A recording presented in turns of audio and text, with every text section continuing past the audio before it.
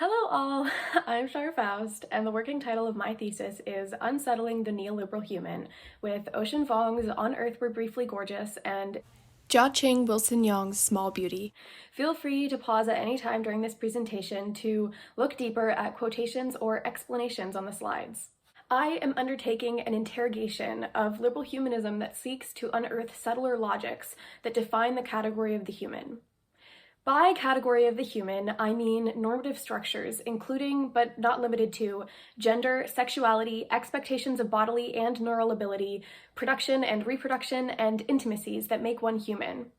This category is limiting in a liberal humanist context due to the expectations placed on the figure of the human, binary gender, heterosexuality, and whiteness, for full self-actualization under liberal or neoliberal structures. In The Intimacies of Four Continents, Lisa Lowe claims that liberalism comprises a multifaceted, flexible, and contradictory set of provisions that rationalize settler colonialism and justify enslavement and labor extraction. She considers the construction of modern liberalism to be inextricably tied to modern race and colonial divisions. Her delineation of the emergence of rights, emancipation, wage labor, and free trade emphasizes the very constructedness of these systems. She argues that the trajectory from settler colonialism to liberalism to neoliberalism and on is continuous. Her theorization of past conditional temporality is essential to her solution to this problematic present. She calls for us to conceive of the past as a configuration of multiple contingent possibilities, all present yet none inevitable. Interrogating liberal humanist ideology displays the constructedness of socially entrenched logics. The institution of liberalism was never inevitable, nor was the trajectory from it to neoliberalism. Unsettling the logics that uphold the institution upsets the institution itself.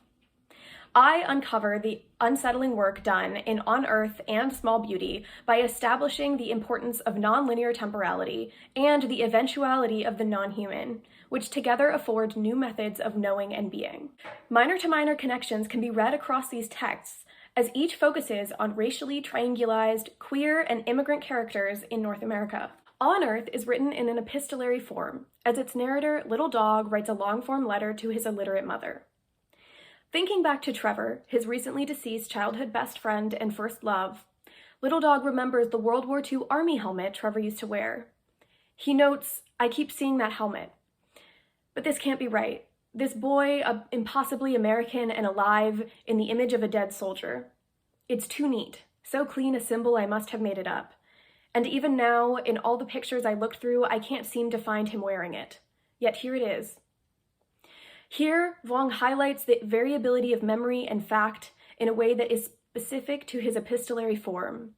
The telling can oscillate between vision, commentary, and disbelief. He highlights the utter Americanness found in the dueling images here, the young white farmer boy and the dead soldier. This moment also acts as an introduction to nonlinear temporality as Trevor is imagined through conflicting times. Vuong underscores the uncommon temporal nature at play with his many negative statements.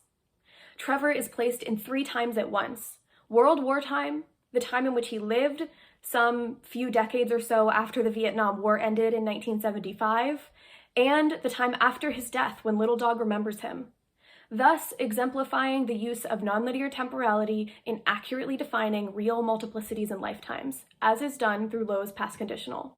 Small Beauty grows the discussion of temporality, while introducing the presence of the non-human, as it tells the story of Zhao Mei as she grapples with grief and selfhood through the deaths of her friend, cousin, grandmother, and aunt.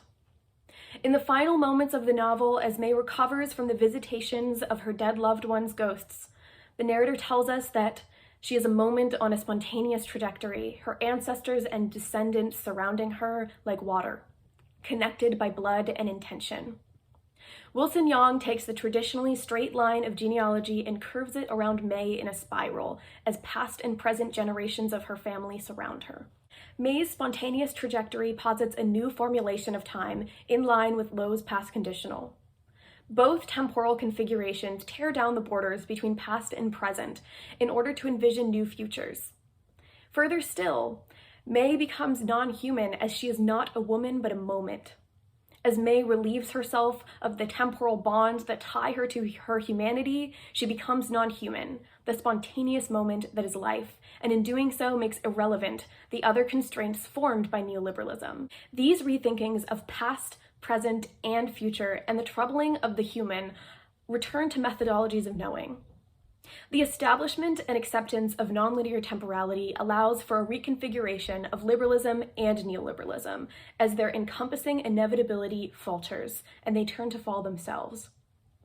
Recalculating these pasts grants the space required for new futures, particularly non-human futures, in which the limitations of the category of the human have been left behind by abandoning the human itself.